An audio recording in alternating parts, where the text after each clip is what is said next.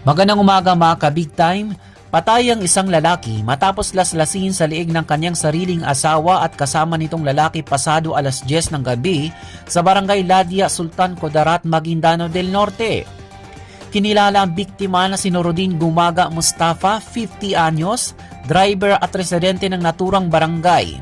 Ang mga sospek ay sina Baby Ana Maliga Biwang, 25 anyos, asawa ng biktima, at Montasir Baito Usup, 22 anyos, construction worker.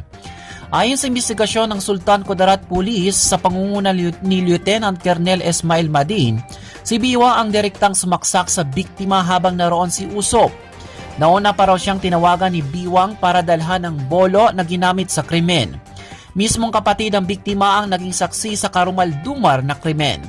Anya nakarinig siya ng kaguluhan at nadatnan ang dugo ang biktima at ang mga sospek na patakas habang bitbit ang dugo ang bolo.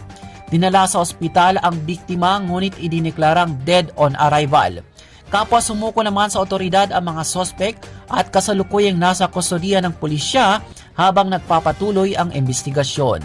Para sa Big News Ngayon Pilipinas, Patrol number 30 Loy Imam nagulat.